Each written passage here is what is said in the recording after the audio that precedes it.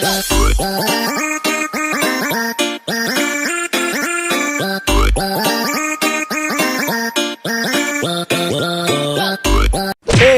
What's up guys? And welcome back to my channel. So first video may ipapakita ko sa inyo na mayroon kami ditong bagong alaga dito sa farm. So ito po is pangalawa naming alaga kasi mayroon na kaming alaga dito na aso. Tapos ito is pangalawa namin. So magbigay ako sa inyo ng clue bago tayo pumunta doon kasi nandun banda sa doon tapit doon yung alaga namin na inilagay. So may clue ako sa inyo, hulaan nyo kung ano to. So first clue is apat yung kanilang paa. Yan. So ayan, so alam nyo guys kung ano yan. At saka second clue, ito ay paborito ni Marinong Homeboy. Dadalhin niya doon kay Ate Charing. Ayan, alam ko na alam nyo yan. So yan guys, so makita ko na sa inyo. At saka ito yung alaga ni Tatay Andres, kung nakikita nyo sa aking channel, no? Nung pumunta ako sa magagandang tanawin. So nandito po yung bago naming alaga. So tingnan natin guys kung ano to. Yan, are you ready guys? Yan, dito tayo. Yan, so first time talaga namin na mag-alaga nito dito sa farm. Kasi yung inalaga namin ito yung aso. Yan, so kinuha ko muna yung lock. Kasi meron siyang lock sa kanilang gate. May gate pa sila, no? May gate. Ayan, no? Kasi ginaganyan namin baka makabuhi. So ganyan lang. Ayan, so magtikang na lang ta. Tikang ta, usa ta makasud. Kasi wala pa po kasi kaming sira. Kasi temporary lang po yung sira dito. Kaya ginaganyan lang namin. Ayan, so magpakain ito guys si tatay. So kahapon pa lang to na kahapon ba to dumating. Yan, so nandito na tayo guys. So I hope na makakita nyo kung ano yung alaga, bago naming alaga, no? Ayan. Yan, dito na sila. Hello! Hi! Ayan, no? So yan sila guys, yung alaga namin. Sila po ay ano to guys? Give me a answer. Yan. Ito ay nagsisimula sa sila ay anong tawag doon? So kung sa aso pa is tumatahol, yung pagtahol nila is magsisimula ng letter M. Yan. So ano to guys? Ipakita ko sa inyo guys kung ano yun. So ano ba? Mu or me. Ayan lang guys, so nandito na. And you ready? So last clue is ito yung kinakain nila. Alam nyo kung ano yung hayop na kumakain ng ganito? Yan, so nandito na guys. Alamin na natin kung ano to. So pag dating nila dito guys, hindi talaga sila kumakain. Parang nababaguhan sila or anong tawag dito? Nabaguhan sila sa lugar. So hindi pa sila kumakain, parang nag-observe sila sa lugar. So ngayon is si tatay pagbangon niya pagbangon niya is nakikita niya yung nilalagay niya na mga pagkain is kinakain na nila. Parang nabaguhan na yung kahapon. So ngayon is kumakain naman. So thanks God, no, kumakain na sila. Andito na. Tsaka pwede din ito pakainin ng bagaso. Kung ano yung bagaso guys, yung para siyang yung ginagaling o yung parang damo. Basta bagaso, yan ang tawag dito sa amin. Pero yung pagbili ng bagaso is sinako po yan, isang sako yung bagaso. So ngayon ipakita ko na sa inyo guys. Yan. So, nandito sila. Hello. Ano to guys? Ito ba mga manok or manok? Ay, nandito na mi daw guys. So kambing pala to guys. Ayan, mga kambing po yung bago naming alaga ni tatay. So meron naman kaming alaga dito. So yan guys, so dagdag busy na naman kami. So okay lang kasi trabaho lang po yung pinakita natin. So si tatay yung mangumpay nito. sa mga kambing. Sa ako naman yung mag tumingin sa ilaha kung ano na yung wala ba sila mahikog kasi karamihan sa mga kambing is matutuok po sila sa kanilang kanilang mga lubid, kaya kailangan po talaga na obserbahan natin sila palagi. Ayan, no?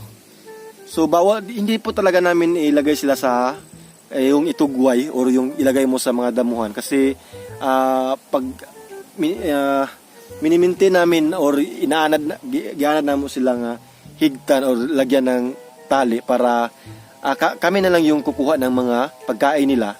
Kasi sabi ni tatay, ang naka-advantage po sa higot or yung pagtali sa kambing is na yung kambing is maanad sila og kaon sa ganito yung lugar, mayroon silang atop. Pag tinutugway mo tapos umuulan, so problema, di ba? So kailangan is maintainin natin na ilagay namin. So depende po sa inyo yan kung ano yung style nyo sa pagtugway or sa pag-alaga ng kambing. Pero sa amin, ito po yung good idea, sabi ni tatay. Kasi pag ginaganito mo, walang problema pag umuulan. Kasi sanay sila sa ganito na sitwasyon na nakatali lang tapos nilagyan lang ng kumpay. So yung iba is nakikita ko is tinutugway nila or anong tawag ng giguyod nila din ibutang sa tuwayanan. Pero sa amin is lagyan namin ng higot or tali. Ayan, o. Halika dito. Halika. Ayan, o. Ali. Uy. Oh, hindi siya maamo, guys, kasi bago pa lang to, mga kahapon pa lang nakarating yung kambing dito sa amin. Kasi dineliver to mga 1 PM ata yun pagkatapos namin kumain. Tapos, yan, o, yung tatlo, malulusog naman, guys. Hindi tayo maproblema nito kasi karamihan pag bumili ka ng kambing is yung mga daot o yung mapayat. Pero dito parang malusog sila, no? Tatlo po yan, dalawang babae tapos isang lalaki. Ayan, no? So yung lalaki, guys, is itong dito. Yan, parang yung black yung lalaki ata. Hindi pala, ito pala yung ito yung lalaki. Yan. Itong may tali. Ito po yung lalaki, guys. So yung dalawa na hindi namin tinalian ni tatay is puro babae. Ayan, guys, oh. So ito yung bago naming alaga dito sa farm. Sa Dragon Fruit Farm. Yan. Yan, oh. Yan, mga kambing po yan. So ngayon is tingnan natin kung kakain ba sila ng bigyan natin sila ng pagkain. Konting pagkain lang, yung masasanay lang sila na pagkain, yung ang tawag to, guys, yung saging. Kung kakain ba sila ng saging ng dahon ng saging. So i-try natin. Tingnan natin kung kakain ba sila. Para maamo sila sa atin. Di ba?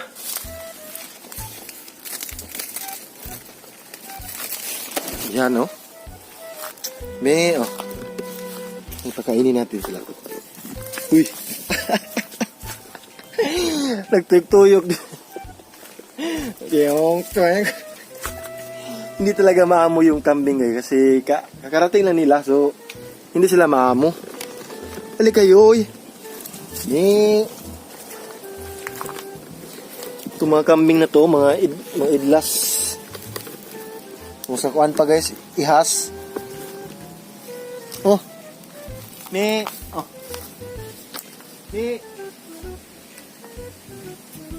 Oh. Hello. Oh. Oh. Oh. Oh. So, hindi sila kumain, guys. Ilagay ko na lang dito. Yan, ilagay ko na lang dyan. Makakainin nila yan. So, si Tatay Andes pala, guys, siya yung parang veterano na mag-alaga ng kambing. Kasi, nung una, marami siyang kambing na inalagaan. Meron din siyang baka, kambing, meron din siyang, anong tawag yun? Karabaw. Ang dami ng alaga ni tatay ng mga ganyan. Kasi mahilig po talaga siya mag-alaga ng mga hayop na ang kinakain yung mga kumpay lang. Yan, so dito namin sila inilagay sa halwa or dito. Kasi yung amo ko, ilagay talaga namin dito. Soon is yung mga chicken, mga native chicken. Dito namin ilagay. So, hindi pa kami nakabili ng mga native chicken. So, ito na lang yung idea namin. Ilagay na lang namin dito ang kambing para magamit yung area. Sayang naman, di ba? Walang nakatira or walang hayop na nakatira dito. So, nilagay na lang namin dito. So, ayan guys, nagpakita ko na sa inyo no, kung ano yung bago naming alaga dito sa farm. Yung kambing na 3. Ayan. Ayan sila. Hindi sila maamo. Yan o. Ito yung laki dahil meron siyang mayroong egg. Ali kayo, So nung una meron akong alaga na kambing pero sa ano yung tawag doon. So yung kambing ko 2 pero yung isa is namatay dahil tag-ulan. Hindi po sa amin yun, sa Bigibantayan na Tunamo. So ayan. So ngayon is meron na talaga kaming alaga dito na kambing or goat. Ayan guys, oh. Ang saya-saya nila. Ang saya-saya pero matakutin talaga sila dahil pag kinuha mo sila or nilalapitan mo, tatakbo po ng tatakbo. Ayan, oh. Uy. Oo. Lala. Malisang manuuna eh. Ayan. So, ayan guys, maraming salamat sa walang sapang sumuporta kay Tips Mayo and keep safe always po and God bless. Maraming salamat guys sa panonood. Thank you guys. Bye-bye. Keep safe and God bless po. Bye-bye. Thank you for watching guys. Thank you.